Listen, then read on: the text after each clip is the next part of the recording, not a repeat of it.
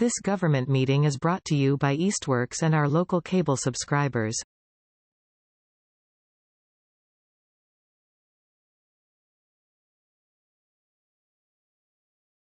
All right, I'm calling to order the meeting of the Ad Hoc Grant Search Committee for September 21st at 2:02 p.m. And it's been a while since we've had a meeting. We have had a little hiatus on the grant committee part since about mid-July. So I think we're all rested up and raring to go, right? Diana, Kate, sort of. No. Sort of. Doesn't feel like it. I know. Well, anyway, just briefly, I don't see anyone out there for open time for the public. We have a variety of guests today, and I think they're all here for one purpose, representing the COA. So we have Janet Kane, Susan Seabolt from the Board of Directors of the Council on Aging, and we have Kate DeSanto, who's our new outreach worker for the COA, and we're expecting right now, hang on.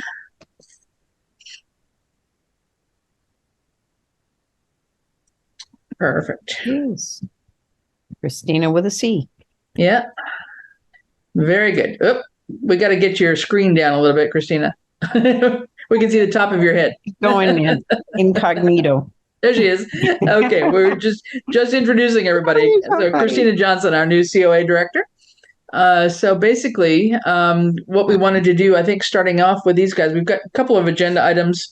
We'll hold off on the minute approval from last time until later on, so that we don't have to take up all these guys' time.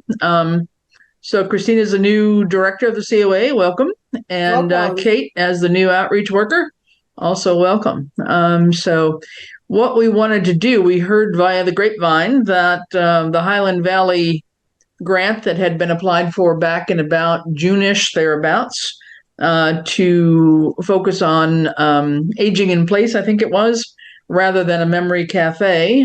You had just gotten word that that was not approved this year. So I think since we were involved in helping put it together, all three of us at least, in one shape or phase of it, through discussion as well as actually entering it in online, I just wanted to regroup and just get a sense of what were the comments, why didn't it get approved, if they were able to tell you anything, and whatever you can share, so we can kind of learn from that and know maybe where we needed to put a different level of emphasis. Is Christina still there? Yeah. Yep. We lost her video, but I hear her, I think. Yeah, you can hear me, right? Yep, we lost your video though. Yeah, I know. I don't know what's going on. Yeah, so I happened to meet with Highland Valley the next day after we received the news. So and the people I met with, was the executive director of Highland Valley and the head of programming. And of course, they started out with saying they were not the people that decided. It was a committee. Provide some feedback. So he was saying that, it wasn't that the ideas weren't positive or good. He felt, or what he heard they felt, was that it wasn't put together in the best way. It was kind of all over the place. And it didn't have a clear deliverable, a clear way going forward. To measure the results or the impact of it. Well, or even how to implement. I think the implementation was a little bit all over, because I know when we met with them on a Zoom to be interviewed, sort of, and I'm sorry that I have a plane going overhead if it's noisy for you, but it just sounded like, I think with the memory cap way, we said meet once a month, bring in different entertainment, different, and so we didn't have a clear, and even when we met with them, a clear implementation strategy. So I think that was somewhat of the feedback that Christina shared with me. Does that make sense? Christina, oh, there you go again. So funny. It again, Janet. It was more of the implementation. So there wasn't a step by step. How are we going to roll out the program? You know, it was kind of unclear. And I think even when we met with them and they asked the questions, I can't say that we said, you know, in the first month, we're going to do this and the second month, we're going to do that. So it was, I think that was the part that might have been the least clear for them. And from what Christina told me, I think we were like possibly that's good, guys. next to the lowest of the scoring. So, which I think the ideas and the research were amazing, you know, but we were kind of maybe it was too big of a scope to try to reel in, and we didn't really have a clear plan. And I think part of it was it's hard to make a plan when you don't have a director, you know, that's going to be here to implement the plan. So we were kind of trying to speak for Christina, who hadn't started yet, and, you know, Joan was leaving. So I think that was, to me, what we somewhat struggled with. But I also think Christina, the application isn't really clear in asking. I've looked back through ahead of this meeting, and it's not like the application gives you a huge amount of space to communicate the implementation plan. Right. Yeah. Can't argue with that. So like that was my thing. I'm like, okay, I wonder what the gap is. But so I've reread the whole application, and I said, and it's funny that they said that, because like what one of those questions does it say? Give us a calendar, or, you know, tell us what your plan is. I mean, maybe that's what they want the meeting for, is to talk about exactly what your implementation plan is. But I also think that that's a little bit contingent on you getting the funding too, right? Yeah, I know it's kind of a balancing act, but I think with the Memory Cafe, we were pretty clear on even though we didn't know exactly what we were going to do each month, there was we're going to meet this day of the week. We're going to, you know, have entertainment. We'll have food. We'll do this. So it was, I don't know. I'm just trying to get into the beds. Christina, I'll turn it over to you. Yeah, let's do Christina before we lose her again. Yeah, please. Sorry about all that craziness. Honestly, my camera's cutting in and out too. So maybe it's not you. Maybe it's Zoom. It was the IT support messing with the camera that was cutting in and out. Yeah, right. Like I said, he just felt like it was kind of all over the place and not focused enough. And he actually said that it probably would have been better if we left out the part about the Memory Cafe, and just was more focused on the new stuff, so to speak. I don't think we got a lot in it on the Memory Cafe, so I don't know why. I mean, we kind of alluded to it that it didn't meet the biggest needs in town or in the community, but do we know how many applicants there were? Maybe that was there was 22, and we were ranked at the bottom. And how many awards? I think it was like 20. Wow. And they didn't have as much monies this year as they had the previous 2 years ago. Well, and guys, how much of this was maybe because we didn't fully spend down the Memory Cafe grant? I don't know. I don't know that influenced them, Chris. I guess we'll never. It would in many other grant programs. So I don't know about these guys.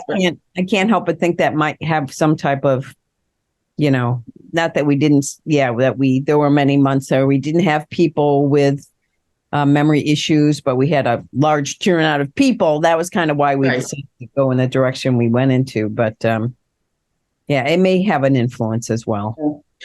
Okay, so as a final takeoff, Christina, did they say, you know, try again, or forget it, you guys are hopeless? I mean, what was their final message to us? He definitely, I have a previous working relationship with both of the people in the meeting.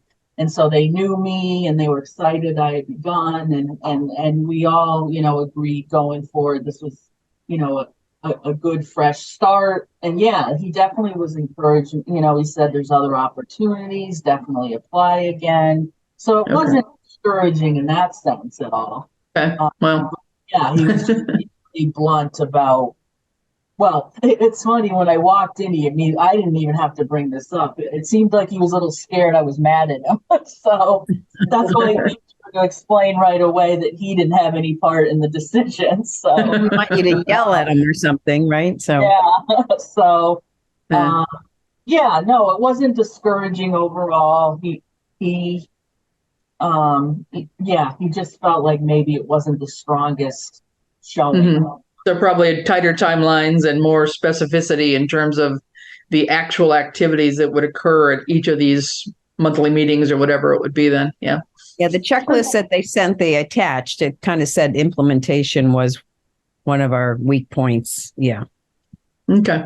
Yep. Susan? So do you start from because I loved the concept and I liked how a lot of it was worded, but because we were starting at the larger picture was an excellent larger picture look, I think, at this problem. But to go forward, do you then start kind of get a calendar, right? You've got a basic concept about aging in place, and then you actually just start to build the programs and really develop that. Theoretically, then, Exactly. We started from the top and maybe we should have started from the bottom. Right? But, somebody here, I think, who's written a grant, who knows anything about, the best way for a place like Highland Valley, how exactly, do they want to see just, basic programs and how it really plays out as opposed to the sort of larger concept? I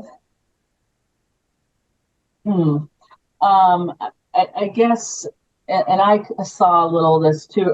I mean, I read it, and I think it's great ideas. I'm disappointed. But I did a little bit see his point, his feedback about, I don't know, he felt it was almost like too many things instead of focus. Okay. It was kind of, maybe it was, he didn't say these words, but maybe it was too ambitious. Okay, yep. Satisfy too many, help too many things at once. Yeah. Okay. Do you think they'd let us see any of the grants that did? Because if we could see what a good grant looks like, then I think we'd know better how to write a good grant. You know what I mean? But I don't know if they ever share those. It's worth asking. It's worth asking. Yeah.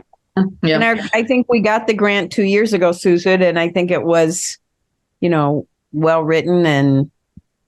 I think those of us that worked on it didn't have a lot of grant writing experience and maybe didn't engage the grant committee sufficiently. Maybe, I think we were more independent. No, Kate was heavily involved in it. Yeah, I think you did. I also feel like the scope. I think we didn't really take into consideration narrowing the scope. I mean, we kind of just took your vision and refined the language to include a little bit more research, right? So maybe that's just something we have to think about next time is maybe they want a little bit smaller of a scope and how can we kind of narrow it down to make it so it is very deliverable and actionable. Not that I think that project wasn't, but I will say we did include DME in there. And there were some things in there like choking things that I thought was a little bit over here, maybe we just need to make it super program specific.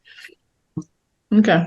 I have go ahead, Diana. Yeah. I think this was the one where it was kind of written by committee, everybody was piling in on it and someone would make changes, other ones would. And I think the final version, I'm really not sure who was in charge. Yeah. And I think that could be a detractor. And I think that's what I'm kind of trying to say with having the grant committee a little bit more involved to do the what's missing from this proposal. I do feel it was more the Memory Cafe. I mean, I think Kate Swistak wrote practically the whole thing. Yeah. But it was very it was very program driven. I wrote a list of people you could invite there. I mean, that's exactly what that was, who we could bring there, programs you could offer. So I agree with Susan, maybe saying, okay, how can we start not up here, but really get these are the things that we want to do and we need money to do it, maybe as a different approach. So I think tying into, I guess it was Susan's question, on many grants, and I haven't looked at Highland Valley's website in recent months, but in many grant programs, they will post, here are the awards that were given this year, or at least in the past year or something. So they wouldn't give you the full application, but they would give you a summary of what the grant was all about. So they probably wouldn't share an application with you from some other community. So that you'd have to work out among your fellow COA contact people. Yeah. But I think at Highland Valley's level, they would most likely post a summary of grants that they've awarded in the past that would give you an idea. But that's probably the extent of that. So anyway, well, that's it. Sorry that it fell through. That was, I'm forgetting, that was around $8,000, was it? Well, it was like 3,500 per year. So yeah, okay, so 7,000 then. Okay, so with that out of the way, then this doesn't open up again for several months, right? It's only a one-time a year application. Years. I'm sorry. 2 years. So I will say, I immediately, as soon as I found out that you weren't awarded this grant, I did start looking around for other grant opportunities. And there's a program for field demonstration projects through the Mass Council on Aging that might be worth pursuing, that just says age and dementia friendly capacity building, memory cafe innovations and startups, nutrition innovation, senior center modernization. I can send you a link to. No, we've got one, Kate. Sorry, I don't know if it's the same one. Christina sent me one from. It's called SIG. Yeah, the SIG grant. Which I'll just share the information. Yes, I just wanted to feel this is it. Okay, so this is one. Thanks, Kate. You did your research as usual. Christina, I guess you've had done this application in the past. Am I right? So you're familiar with this, and it's not one that I think Southampton has applied for, at least in recent times. No, I don't see any sign of it. Yeah, I don't remember. I've always asked why don't we have, what is this SIG grant stuff? So right. Okay. Yeah, good. So we're on the same page, Kate. Thank you. So I just highlighted this, and I can send this around to the grant committee folks. So they just released the opening of the grant this past week, and the due date is actually November. So there's time to put something together, which is good. There are a couple of interim steps, however. So that's what I wanted to kind of just note those steps, and then we can go back and talk about maybe some ideas of what we would have to do. So there's a conference call on the 27th for what they're calling a bidders conference. So that would be something I think Christina and team, you guys would need to register in on, and maybe one of us could possibly join in too, just to hear what they're talking about. But that sounds like that's an important deadline to be in touch with. And then if there's any questions, those have got to be sent back to them so that they're posted by October 3rd. So they've got, lots of interim little tidbits here of timelines, which many grant projects don't, that we have applied for. And then the other big one is this number 3, that even after maybe having a question or two, or at least if we don't have questions, other communities might have questions, to be able to look at those on the website and see what kinds of things other communities are asking, but then to actually fill out this intent to bid by October 18th. So that's telling them that, we're going to actually get online and we're going to do this grant, I guess, and then still nothing until later on, until November 9th is the deadline. But they've, here they've specified the size font, the size paper, the whole spiel. So it's one you got to, just as we're doing this, we just have to, make sure that we've crossed all the T's here and made sure we haven't missed a step. So that's all I wanted to just point out to everybody. This one has got just a little bit more specificity with interim deadlines, but we definitely sound like we've got time to pull something together. So with that, I don't know, Christina, anybody, turn to Christina and or Kate to show out and think out, any ideas. If you wanted to pick up on what we just have tried and do something with that, or something different, I'll turn it over to you guys. Yeah. I mean, I certainly think we can work off of what we had just submitted. But especially keeping some of the feedback in mind, sure that we're focused on certain aspects. Yeah, and I'm just scrolling up to the kinds of project areas here. Sorry, I right kept here. trying to scroll and kept forgetting it wasn't my document. Yeah. Yeah, outreach. Yeah, definitely. The outreach component, and obviously Kate can speak to some ideas she has for that. But that seemed to be the area that I thought we should focus on out of the options.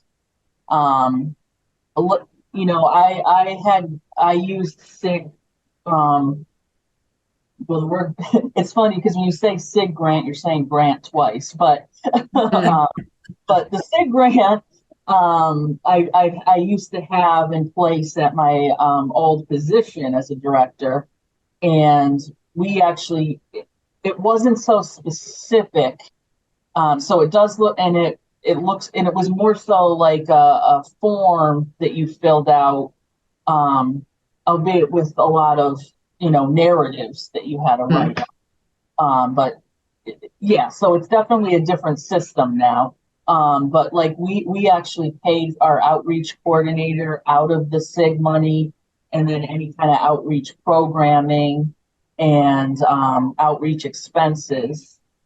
We were getting a bigger number. Apparently, just brief history. Apparently, of what has happened to SIG is from the time period 2 years ago when I was a director till now, SIG funding actually went away, and then now is back, although smaller. So it's interesting what's gone on with that. Yeah. So am I right that you can apply? Did I read that you can apply for more than one thing, but it's a separate application, if I'm not mistaken? Yeah, that's what I read. I think I read that somewhere in the overview here, but so anyway, but out of the listing here, so the outreach and marketing of the COA might be a first choice, and that's a $10,000 grant by the looks. So any Kate, you're around as our outreach. Did I lose Kate, or is she there? No, I'm still here. Okay, I didn't see you in a minute. Okay, yeah. Any first thoughts about that? What might this entail? Yeah, I think in terms of the outreach and marketing, being able to provide, one of the things that I've talked to Christine about, and I think Jan, I chatted with you about this too, is trying to figure out how to do marketing to the folks within town that are turning 60 or 65 that would be eligible or fall under our criteria for the center, to get them more involved, understand what the center does, the type of services it provides. So being more proactive on our end, especially for the folks that are new to town as well. They might not know that the COA exists because it's not a large center in a different location. We are tucked behind Town Hall, which is a great location for a lot of people. And I think I've started drafting already, like kind of like a welcome to the Southampton COA welcome packet. So in the front of it, there would be a letter from Christina. It would talk about the Shine services that we're able to provide. So trying to get folks before they turn 65 so they know how to plan ahead. And then also let them know the types of programs that we have available and partnerships that we have available, because there's not really a one-stop shop to get all this information if you're not already receiving our newsletters. So I think in terms of outreach in that respect, it would be, like I mentioned, a more proactive effort from what we've done in the past, to try and engage the folks that might not be aware of the center, might not know about the center, might not think they're old enough to utilize the services of the center. So it could be an opportunity, and that would also provide the mailing of it, the duplication efforts of it, being able to post it online and share it even at the library and whatnot for other folks coming in. It's interesting that it talks about caregivers too. So, how they're kind of the lost group of folks. And that's part of what our grant initially was for Highland Valley, was how to reach and support the caregivers out there. Yeah, and I think if we do end up having a type of programming that what we had initially planned or what we were looking to do, this could be a good opportunity to kind of branch off of that in a very specific direction. If we're looking to share resources. I will say, and this was mentioned, Christina had a director's, like kind of like in a little open forum, a meet the director event. And Memory Cafe was something that people were upset that was going away. And so we're hoping to kind of keep that going, even if it's in a smaller sense outside of the grant, because I think people felt a big connection with the center and enjoyed coming. So let me ask you a question. How many of those people had memory issues, or is it the gathering that they feel badly that it's going away? So I guess I'm not sure the term Memory Cafe, we not every month had people with memory issues attend. Yeah. So I guess that's the people that are saying that, the folks that attended your director's talk. I mean, I'm just curious if it's the socialization that they want to make sure continues versus in the form of a memory cafe. That's right, exactly. It was, I don't, it's not that we know per se if they have any concerns with memory, but it's at least not outwardly obvious in any way that, or we're not aware. So I guess I would say it's more about the gathering and just the social aspect of it. Did people think it was, just going back in the old days and talking about your memories? Was it maybe a misnomer? I don't know. Yeah, it wasn't. And Kate, I'll let Kate explain this better because I only attended my first one yesterday, but that wasn't so much what it was about. No, I know it wasn't. I wondered if maybe that was the misunderstanding. Or Yeah, we've had blurbs in the promotional materials, kind of like what the target audience is or the folks that we're looking to draw. I will say, based off of the time of day when it was on Thursdays, it directly conflicted with some of the Parkinson's and Dopa Fit classes. And then when we moved it to Wednesdays, just for the 2 months, it started at 9:30, which is too early, honestly, for a lot of people, especially trying to get out of the house and get to an actual function. So I think that's feedback we can take into consideration and be a little bit more proactive about in terms of reaching out to the local Dopa Fit instructors to see when their classes are, if there's any other conflicting activities that might be of interest to that same population. The last thing we want to do is pull people away from their supports and their resources. So Christina and I actually talked about this today, just in terms of timing. If we were to do it, say, even just on a smaller scale in October, what's going to be the best day, the best time to try and hit a different target audience that we haven't been able to capture in the past. So, and a little bit about the Memory Caf, just feedback. So we partnered with this group called Golden Moments for the first few months, and they would bring their folks into the Memory Cafe. But once they kind of disbanded, the only way we would get reimbursed from Highland Valley if there were people that were designated with memory issue plus a caregiver. So if you had somebody with a memory issue but no caregiver, you didn't get reimbursed. So a lot of the people that attended were not reimbursable based on Highland Valley's criteria and our grant cut criteria. So how did they gauge if you had memory issues? Did you have to have a diagnosis, or?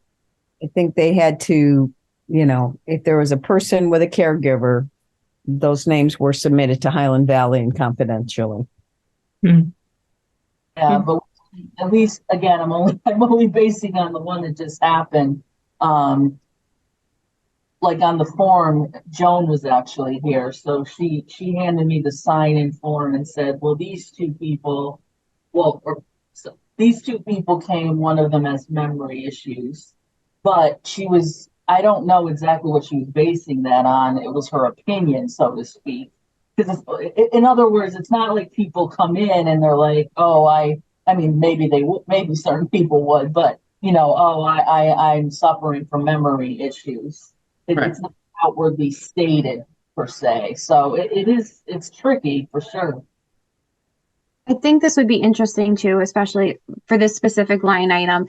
If people don't have to self-identify within their community and within the parameters of the actual programming, I think it's going to get viewed at in a different way by the participants, because just knowing that when you called, we had to get certain demographic information just for the Highland Valley grant, it puts people off a little bit, to be perfectly honest with you.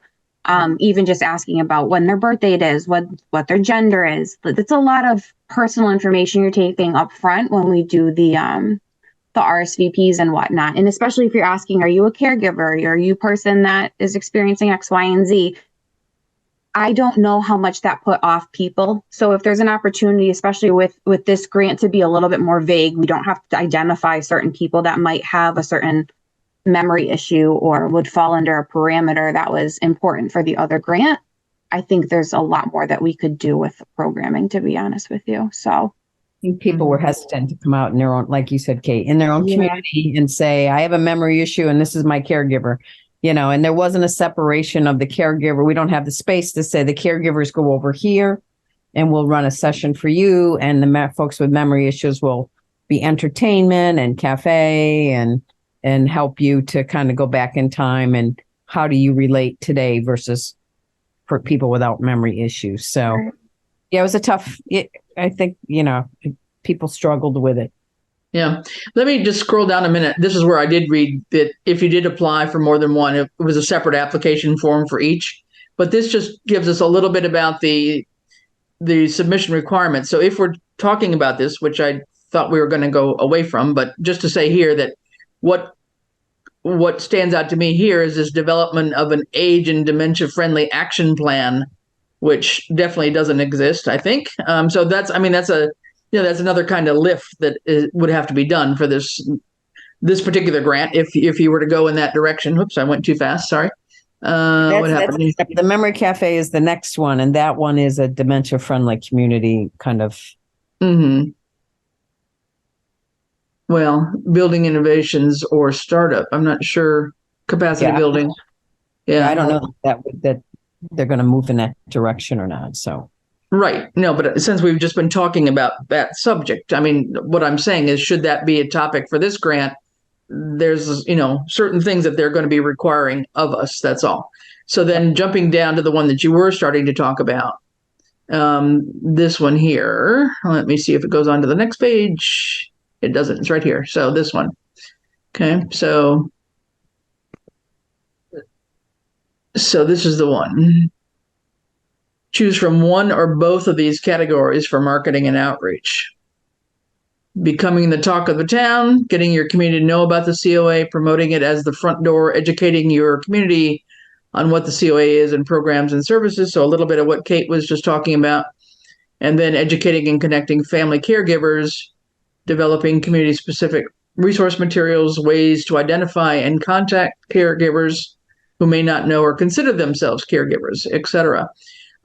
So yeah, I mean, I think that would have to be one thing as you guys meet and talk about this. Where are our strengths? Where do we have the focus? Where do we think the need is, and how sure are we of that need? I think one of the things that, in retrospect, while the Memory Cafe, I think, was a good idea and other towns around us were doing that, I don't personally feel like we had enough sense of how necessary that was for Southampton. It was kind of one of those build it and they will come, and they didn't come. So I think we just have to be careful on any of these things of kind of looking at, not doing a full-blown needs assessment, but just really talking it through amongst ourselves to be sure that we're not assuming too much and making up a program that isn't going to fit or respond to somebody's needs. We've really got to clue in tighter, I think, on, what are we hearing from people that come to the center now? What are the needs? And would this kind of a program, be beneficial to them, and would they attend?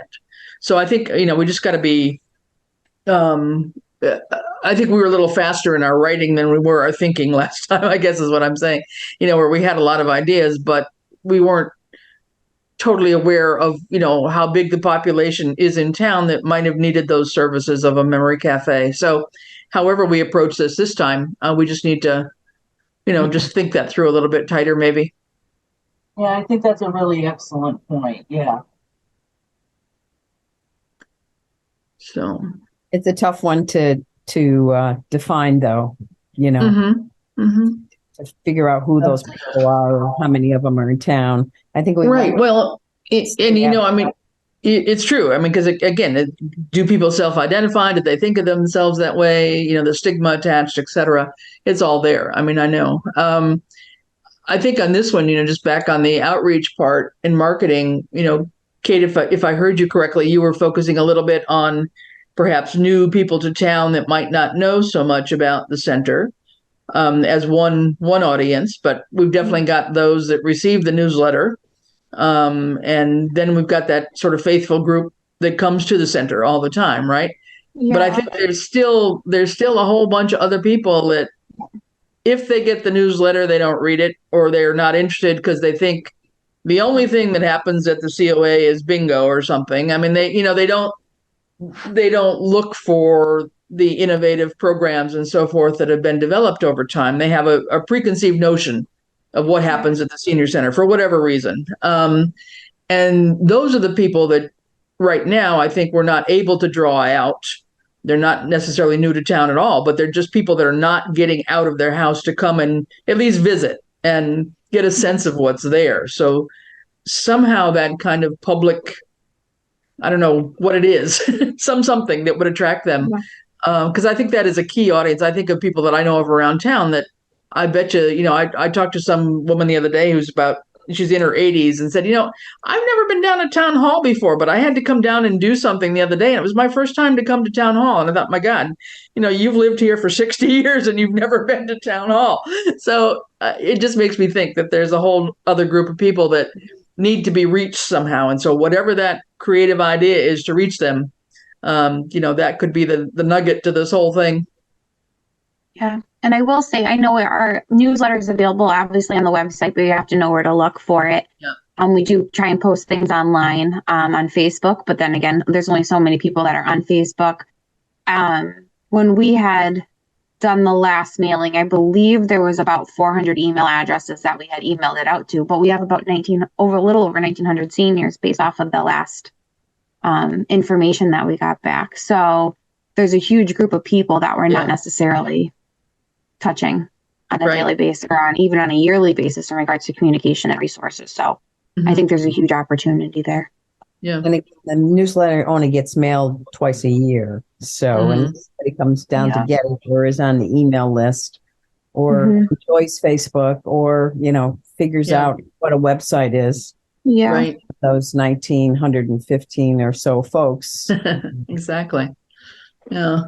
I also think maybe, thinking about that, maybe including in that come down for a trial day, or maybe offer food or something to say, get to know becoming the talk of the town, getting to know your council on aging, and maybe host I'm going to my son's open house and this is what at his school at Norris tonight. And that's kind of what's making me think about this. But I'll see you there to think about how to outreach to those people that might be the 80-year-old people who have never been to town hall before. Come check us out and have ice cream or have whatever.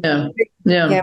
Offer something to make it a little enticing. And we did try something too in that was what's happening in your senior center, because not everybody knows. And I can't say that we had a lot of people come in, but a small group of people came in that had never come in before. And, but it can't be just a one-time thing, you know, and we didn't offer ice cream. So that was probably the short-sightedness on that. So, or win something. I'll tell you, students at Smith College love to be able to win something.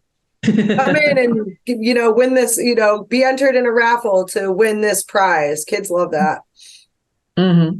I remember at the library when years ago, they would have a welcome packet for new people in town, or especially people with children. And that was really popular, and it had a few little gifts in it. So I don't know if you got a grant that would enable you to also buy some kind of, tote bags or something like that, but might make an impression. Yeah. Okay. Yeah, we don't have the money to do that with now. The grant could help support something like that. Right. Yeah, exactly. Yeah. Okay.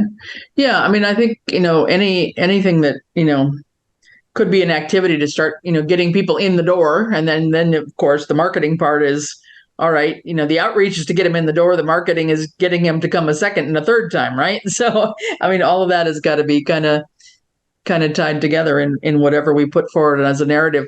What I was trying to look at, and Christina, you may know, or maybe I can double check on this too. Oftentimes there's like a sample grant form to fill out that you can see, so you can see the questions ahead of time. Right. I'm not. It talks about an attached budget template here. I did write that. Okay, but basically it's it's all these narratives and whatever, impact and outcome of your project, how you plan to track your activities, measure the impact, how you're going to document any best practices. So again, this, if you, does everybody, I'm assuming people don't all have this. Christina, you probably have it, and Kate, I know you found it, but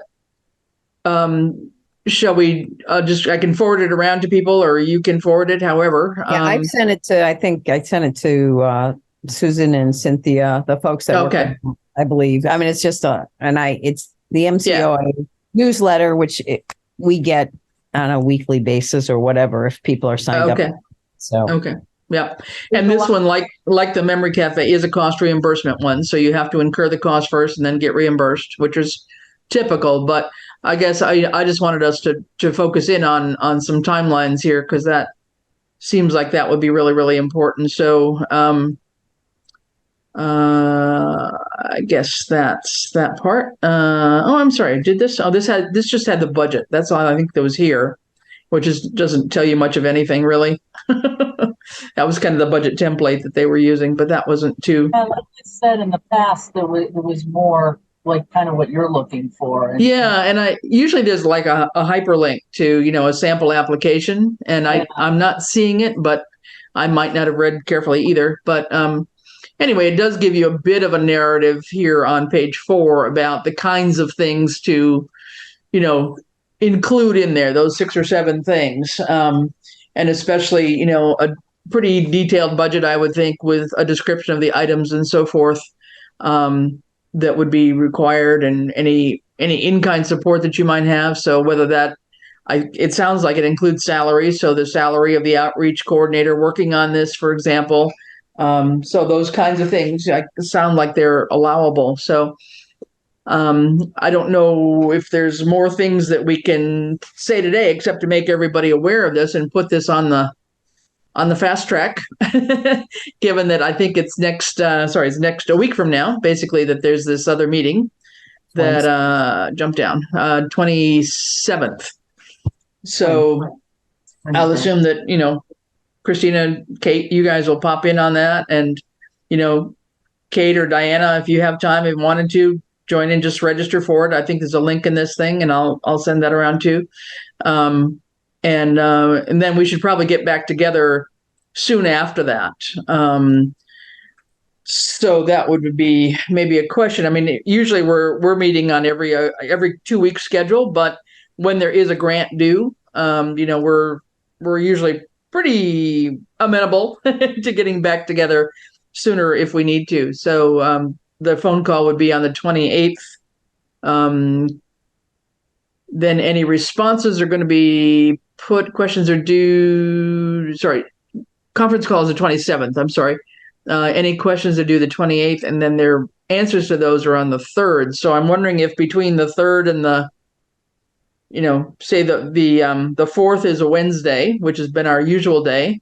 Would that be soon enough to get together on the 4th after you've had the call and after there's been questions asked, that you can see kind of the things that have been asked, and we can get together again on the 4th and talk this through in more detail perhaps by then?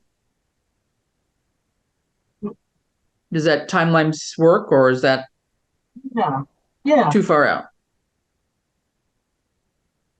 That would be basically 2 weeks from today, pretty much, for us anyway. Yeah. I'd be able to. Yeah. I can't do the 27th. Okay. Yep. I have an age-related exam. Oh, okay. Alrighty. I don't want to know. I'll also do a little bit of research to see, like, if I don't know, I think including some specific programming in the application, like kind of like what we did for the memory cafe, might be really helpful. So if you have any good ideas, but I'll also look around to see if there's anything new, fun, and innovative to try to get people interested in the Council on Aging. Great. Okay. Yep. I mean, people made the tours of all the senior centers. What did they notice that could be, appealing, or besides, really fantastic facilities, but program wise, anything? Yeah. So I think that's the kind of thing that, you guys will probably have to have some internal meetings yourselves at the COA level to kind of go through some ideas and, do some triage as to what makes sense. But let's aim at, getting this group back together on the 4th, probably at the same time, to kind of see where we are by that point, because I would think you would have at least gotten a better idea of what's required and sort of narrowed down a couple of ideas by that time, perhaps. Our next COA board meeting is the 4th as well. So as long as it's at 4. That's at 4. Okay. Well, I'm not going to be able to make a meeting before that. I have an out of town guest, so I'll. Yeah. Okay. That's just me. Yep. Well, we'll probably need to do a grant meeting anyway. So, if you guys, whoever can join, can. I mean, between Christina and Kate, I mean. Yeah, isn't the COA board on the 3rd? That's Friends. No, it's Wednesday the 4th. No, isn't Thursday oh, wow. We have the date. I'm looking at the newsletter and the dates are wrong. Okay. Oh dear. We meet the first Wednesday of the month. So. Okay. And that one's at 4:00, right, Janet? Correct.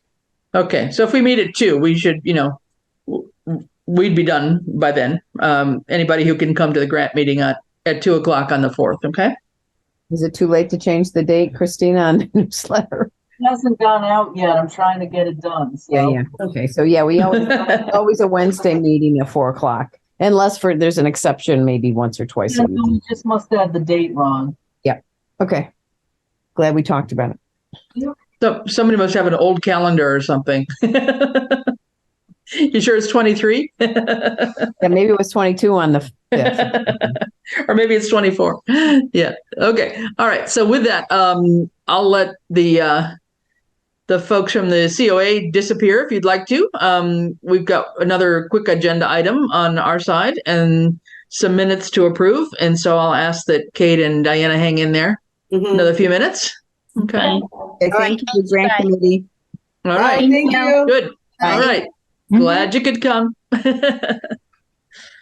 All right. Good. Okay. So 2 simple things. Let me just share these crazy minutes and we'll get these out of the way here if I can find them. So there was really not much for minutes. So this is the first one that I just passed it around very quickly. All it was a work meeting. I didn't record it, and it was just sitting down and going through all the questions on the crazy One Stop for Growth grant. So this really didn't need to have any extensive minutes to it. So basically that was it. Was really just going through all the questions, and it was a meeting we had an early meeting, like late morning or something. I don't think I was at that meeting. You weren't? Okay. I think that's when I was at Yosemite, and that's why I didn't do minutes. Okay, that could be why. And Diana, were you there then? I could be wrong. Maybe it was just me. Let me look at this. A long work session over everyone's. We What was had a the meeting. specific grant for? It's the one-stop grant for the public safety complex. We had talked about it at the end of the May meeting. I remember doing the homework ahead of that meeting because we had Mark Darnold and Cindy Palmer were there, and we had assigned some homework and so forth. And then this was actually coming back together with the various pieces of information. Yeah. Maybe I wasn't. I couldn't swim one way or the other. Well, nobody can prove it. Nobody can prove it because there was no recording, and we didn't approve any minutes, so that's okay. Okay. I think I'll just say meeting adjourned rather than motion. I'll just change that, meeting adjourned, because we couldn't have had a motion without a quorum. Adjourned, yeah. At 12:30 p.m. Okay. All right. So with that, could I have anybody to make a motion to approve this one? I will make a motion to approve the meetings from June 1st. All right. Second. All right. All in favor? Aye. Aye. Perfect. Okay. Then the next one was the one for July 11th, which somehow, even though I passed on the recording to, or I thought I passed it on to East Hampton Media, it didn't load up in their system. They couldn't get it to load, and I couldn't either. So I don't know what happened to it. So I went through, I had the tape obviously on my computer, so I was able to listen to it and do the notes from that. So that's what these notes are for the July 11th meeting. And this is one where we did approve those May minutes. And then it was basically just doing some updates. So we just. Oh no, I did those minutes, Chris. I'm so sorry. Oh, that's okay. I did those. Yeah, I have them on my computer. I thought I sent them around. Okay. Well, if you did, I could have missed it, but that's all right. That's okay. Gave me some practice. Now we have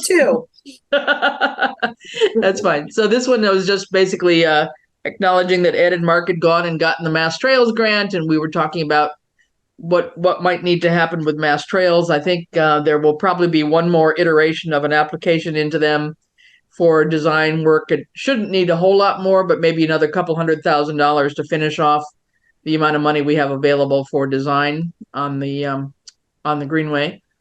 Then we talked about the park grant and how that had kind of fallen on hard times given our unforeseen circumstances, and we were very late getting things together, but we finally did have a real design now with the work that GZA had put together. We had an actual report, so we talked a lot about whether we should bother to apply again.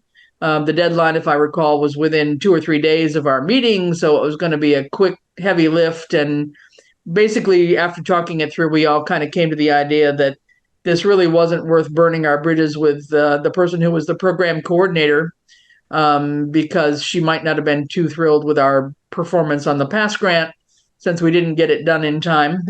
So we thought we'd let it lie a little bit and see if we could just be clear with Ed about how much funding is available still, because some will be reimbursed from the park grant, some was legitimate, and then other money came from CPC. So even though the park grant expired and that portion of the money is no longer available, we just need to see if we have something available still with CPC, or if it was all tied together too tightly, depending on the wording of the town meeting. So we'll still have to take a look at that. But we had talked about maybe applying for the, I think it was the Land, Water, and Conservation Fund grant, the LWCF, which might be due earlier in the year. It's on a different schedule, I think. I think Melissa Cyan is also the Cryan is also the person in charge of that grant, but it would give us a little distance from our ending of the park grant in June, I guess I would say. And especially we wanted to give time for the park commission to finish the master plan that they've engaged in. We thought that was probably a weak point. You know, when she came out to visit us, that was one of her comments, is we really needed the master plan for Conant Park. So that's underway now. So with a little luck, in the next couple months, all of that will come together, and then we'll be ready to apply again, because we have all the design. We just need basically a construction company to put it together, to install things and make the path. And so it would have to go out to bid, et cetera. But that's kind of that. So that was it. And then there was one thing Diana was going to check out, and I bet she might have forgotten. It was about that brilliant film idea that you came back from California with, and you were going to check in with the library director. Oh, yeah, I forgot all about that. just to see if there was some interest there. But one of the things that comes to mind as I was writing these minutes up, we talked about it that day. I think of maybe it could be an interesting combination, parallel, whatever, complement to the summer concert series, but kind of, sponsored maybe by the library. this is the point in time where the cultural council grants are due.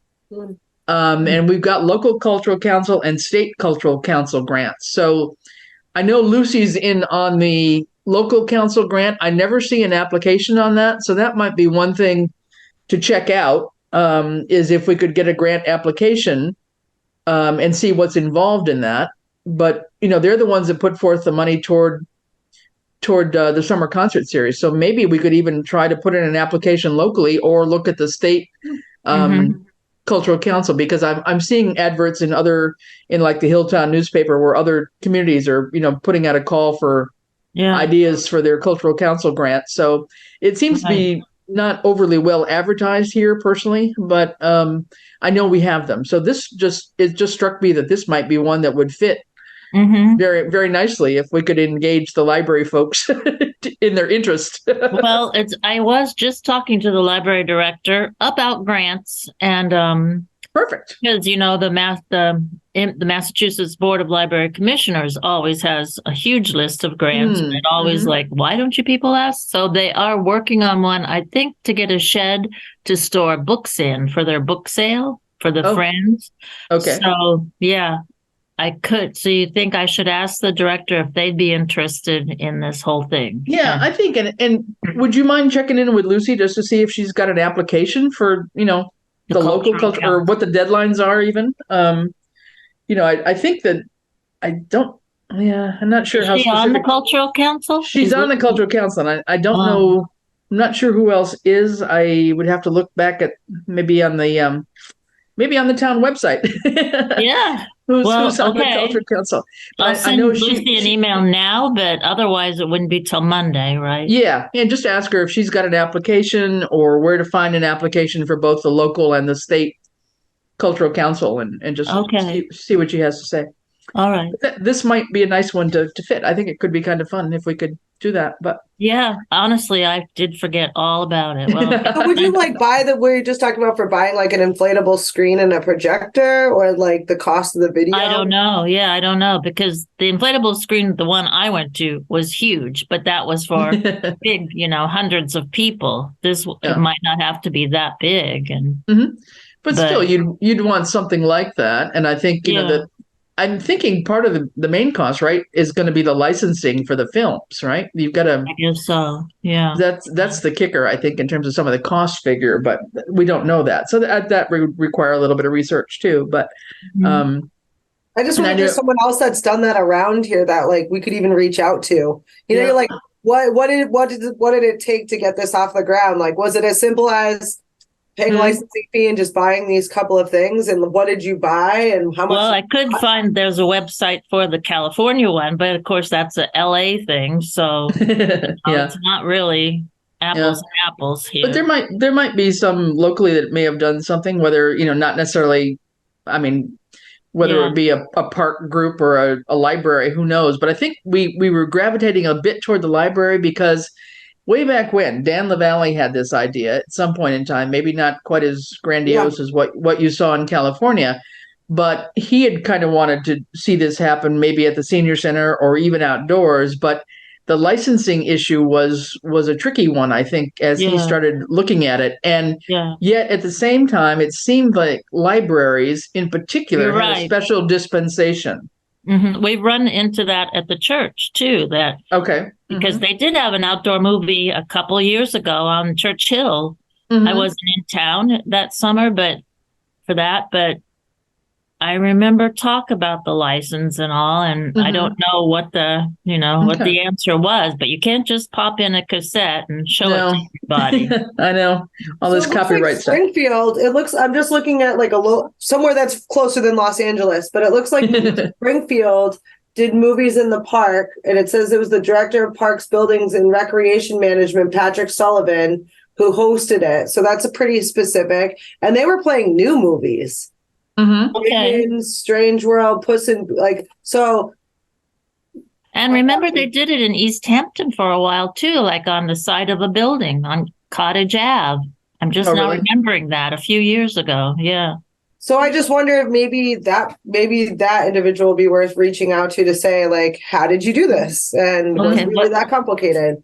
What did you Google to find those? I just found movies in the park returning this summer, and it's for city here. I could just. Why don't you just shoot it around, Kate, and then you know, Diana, if you want to follow up on that, that'd be great. Well, here it came right up. Movies in the park returning this summer. It says. Okay, there you go. All right, and then maybe. Kate, if you would just touch base with Dan and see what he had researched, if he had another particular link.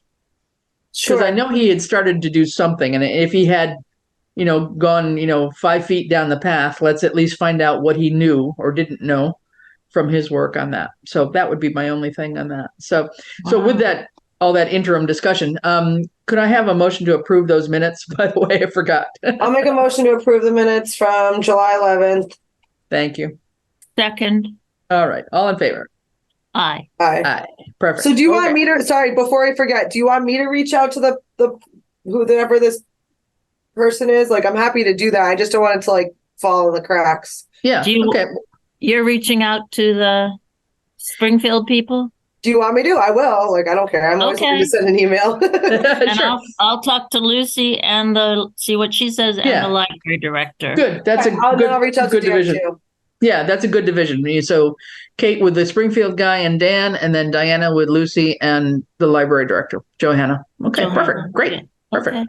Good. And then, maybe we'll find something interesting there. That could be fun. Mm-hmm. Okay, one last thing, and I won't keep us long. We have, as you may know, we've got an interim fire chief. We hope to have a person recruited before the end of the year, a full-time fire chief. But one of the things that we need to be looking at are fire-related grant possibilities. Mm-hmm. And there are a couple of big ones that are out there. And I'm going to just share this called, is it there? Oh, gosh. Where'd it go? Down here somewhere. Let me find it. Okay, not that one. Okay, well, it doesn't want to share now. That's not nice. Well, it's called Assistance to Firefighters Grants, which I've gotten from someone else here. Anyway, or it won't share with me. Okay, I needed to have saved it somehow differently here. Hold on. Well, anyway, let me just talk it through. So there's an Assistance to Firefighters Grants that should be due out anytime in terms of its opening. It's not open yet. I've seen some information from the one that came out in 22, and this is basically the Department of Homeland Security and FEMA. So it's going to be one of those nightmares of a grant to do. It's got all sorts of crazy online portals that you have to get through for the town. And just to say that the instructions for the grant itself are about 80 pages. So, oh my God. I mean, it's really ridiculous. And then there's a checklist, an application checklist for it, which is also probably, I don't know, another dozen pages on it. So there's a lot of information for it. It can be a variety of things. I'm going to stop sharing that one. It can be for a variety of things, but especially including equipment. And so one of the things that we thought we might want to be taking a look at based on recommendations that we have is possibly looking for a tanker truck, which we do not have, which will be hundreds of thousands of dollars. We have if you hadn't seen it, it's on our website now probably under the select board page, but we had an assessment done, an outside assessment done of the fire EMS department by a retired fire chief, Russ Anderson. And we've got a pretty good report there in terms of, the kinds of things that we need to think about. But one of those would definitely be some equipment replacement. But just to say that this grant is not open yet. It should open, I'm thinking, within the next 2-3 weeks. So maybe by the time we meet next, it should be online and open. But this is one where we are going to need outside help. There's no way that we should pretend that we can do with this one ourselves. It's got a lot of technical information on it. And so I'll probably be talking to Chief Anderson and just get his recommendations. He actually has done some of these grants before, And, honestly, if there's a way to engage him, we might do that to have him actually help us put a grant together or do the bulk of it. Frankly, we can provide, the town context kind of part, but all the technical, fire related statistics and data that they require from our fire department, someone like him would be in a better place to try and, gather that stuff. So just to let you know that I think that's going to be frontline coming up. There's another one through the fire department service called SAFER, SAFER, which I think is a bit more toward salary level things toward firefighters themselves. So I'm not sure that it's as much on the equipment side, but it may be more operational support. So there's a couple things coming up, and I don't know if they're different deadlines or if they're all part of the same thing. But just knowing that it's a FEMA Department of Homeland Security grant, I know right now that this is, in over our heads. So we're going to need help on it. I think we should go for, looking at it and understanding. And so maybe at the next meeting, I might see if I could corral him or interim chief Fasoli, anybody who's had experience putting in fire related grants, and have them come and chat with us to see how we could be helpful. But I think they would have to take the lead on it. Okay. Would it be helpful sorry, I had myself on mute. Would it be helpful? Like, I think about that house fire where they had to bring in a bunch of people from local communities. Like, I just wonder how much of our town of Southampton is not accessible by fire hydrants. Do you think that information is available anywhere? Like, justify us needing a tanker. Oh yeah. Yeah, no, definitely it is. Remember, we had that community forum we did. Right. And we had a lot of information from the water department in terms of where the hydrants are. How many hydrants, where they're located. So we have some of that information for sure. Yep. Good. So we have information. We have a map of where the hydrants are, all those kinds of things. I think the highway department too had some of that info. Between the two. Those two definitely had some things. So we've got bits and pieces, but it really takes somebody who, would know it. And I'm trying to remember, trying to think where Chief Anderson came from. I'm forgetting the department he retired from, but anyway, he did a quite a good report. So if you have a chance, even just to skim through it, it's on the select board page, and it's called Fire EMS Assessment or something like that. And it would be, this year. Obviously, it was done in July. So it kind of talks about both staffing, but also equipment, and how we're running the fire service and what we need to think about, going forward. So I think if there are some grants available coming open, that we ought to, be able to jump on that, but we're going to just need some outside assistance on that. So I'm just hoping that by the time we do meet on the 4th, that we might have somebody we could corral to help us with that. So I'll be working on trying to find that out. So I'm looking at this, and it says that fire departments of every city, town, fire district, which I don't know what that means. Like, would it be better to apply as like a fire district instead of just Southampton? Or like, are we talking about a tanker just for Southampton, or are we talking? Okay. Yeah, for us. Yeah. Okay. Because right now we have to call in one from elsewhere, so we don't even have one that would help us. So yeah, I think that, and we're talking, oh gosh, what was the price tag? I'm trying to think. Somebody was telling me probably around $500,000-$600,000 maybe. What is a tanker? It holds thousands of gallons of water to be able to put out a fire. So instead of relying on a fire hydrant, you take the tanker. Yeah. Right. Is that the firefighter? You're talking about the firefighter safety equipment grant program? Is that the one you're talking about? It's called, hang on a second. It's called Assistance to Firefighters Grant, AFG.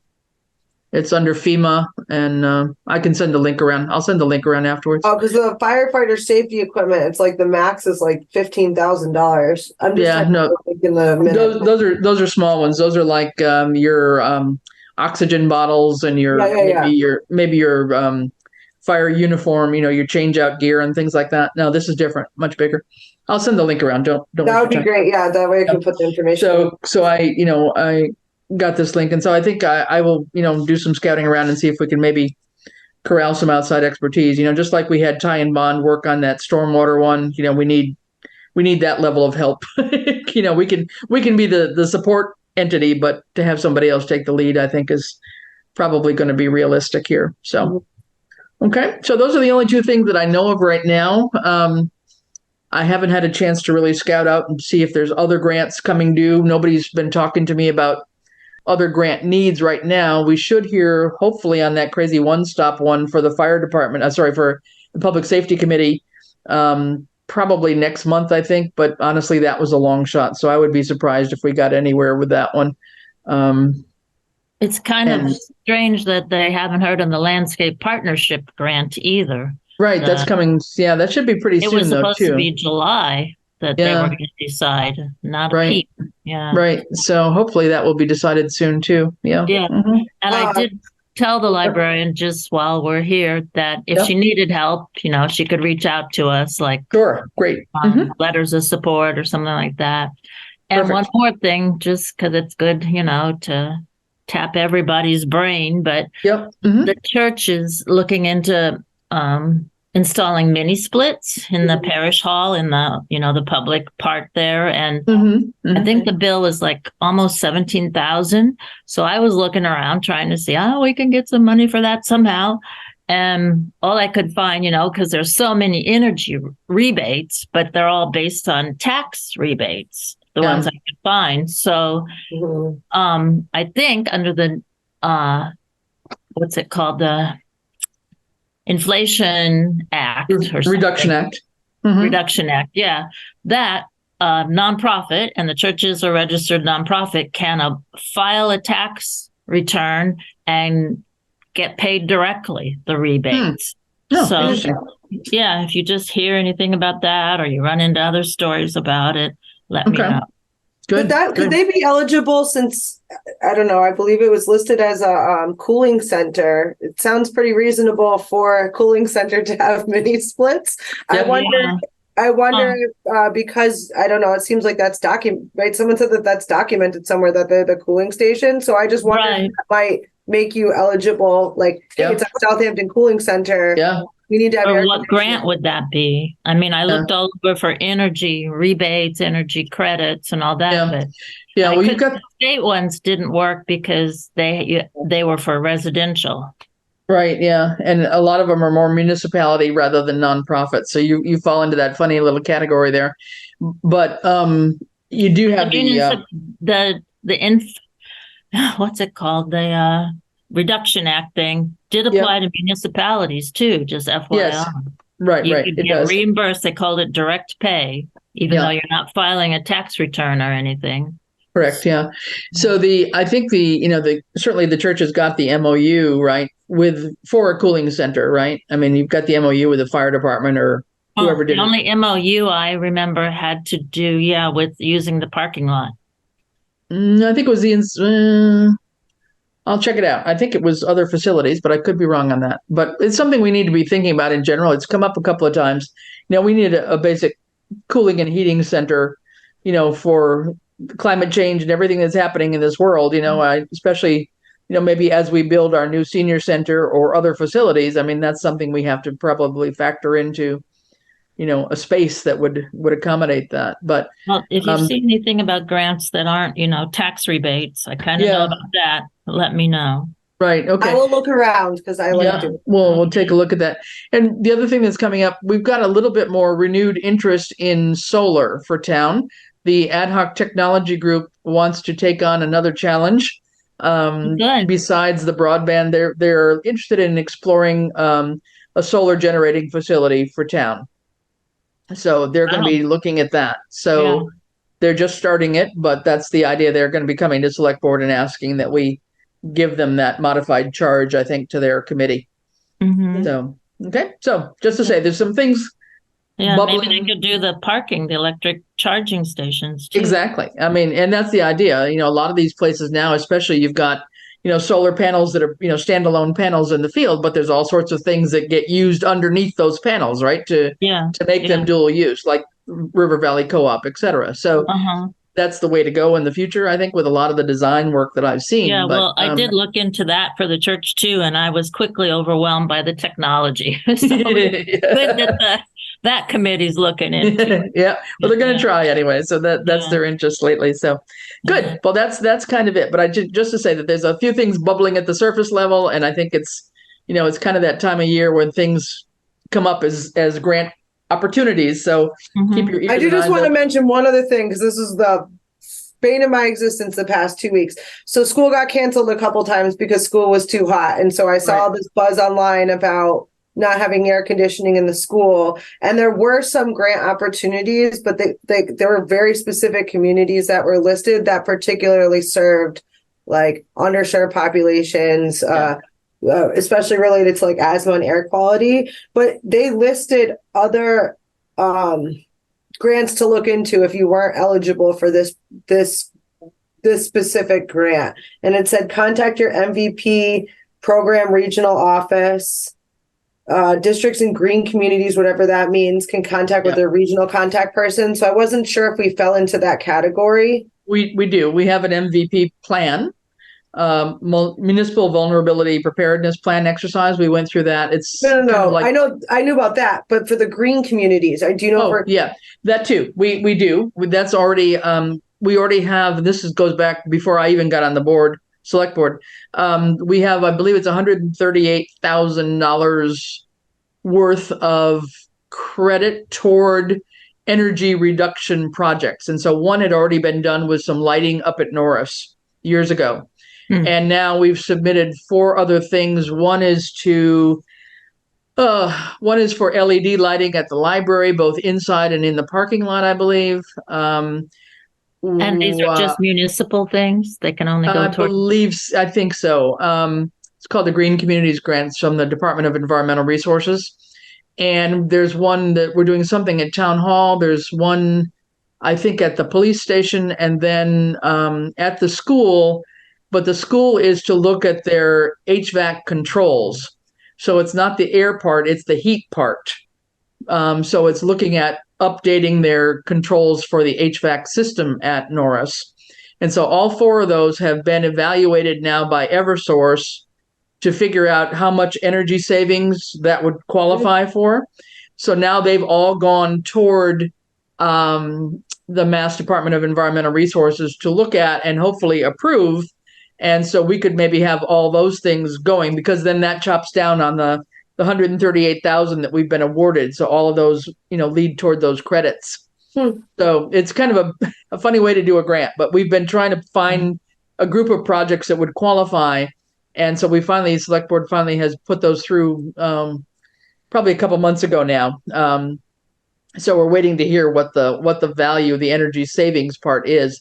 But just to add on to your point there, Kate, just a second, on the air thing, the tough part, and this is the way I've always heard it anyway, is that, we had an odd September, obviously. We don't usually have 95-degree heat in the first week of September. And so usually, your focus on air conditioning is going to be probably that week of school let out in June, and then July and August are going to be your hot months, right? So I think it's been looked at, and I think even new schools that are being built, it's pretty rare to have air in classrooms. They would have it in maybe the cafeteria, the library, those common areas, but not in individual classrooms because of the cost of installation and managing it, running it.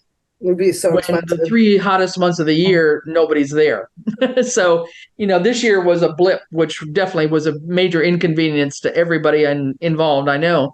But I think that would be a real cost benefit one that would have to be really, looked at very, very carefully, because I don't know that even in new school construction, they do widespread AC. It may be, like the cafeteria or someplace where the kids could gather to get cool, but I'm not sure about classrooms. But anyway, what little I know.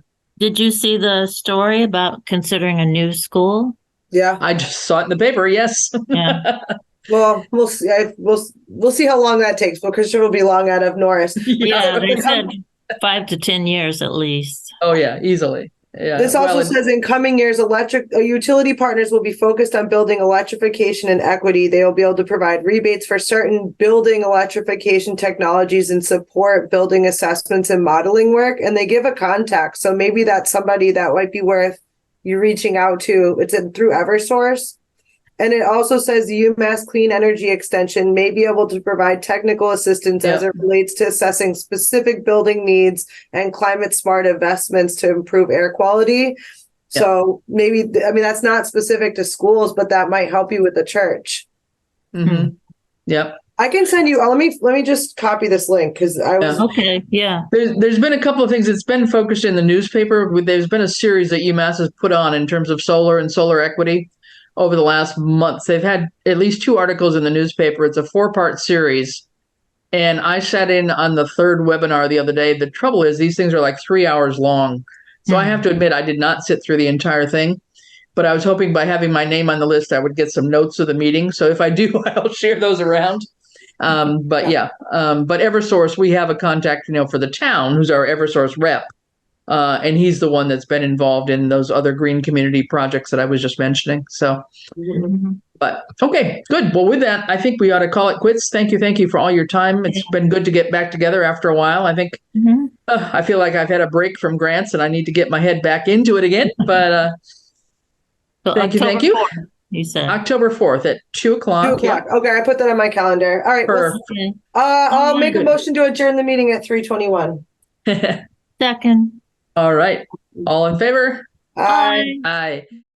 This government meeting is brought to you by Eastworks and our local cable subscribers.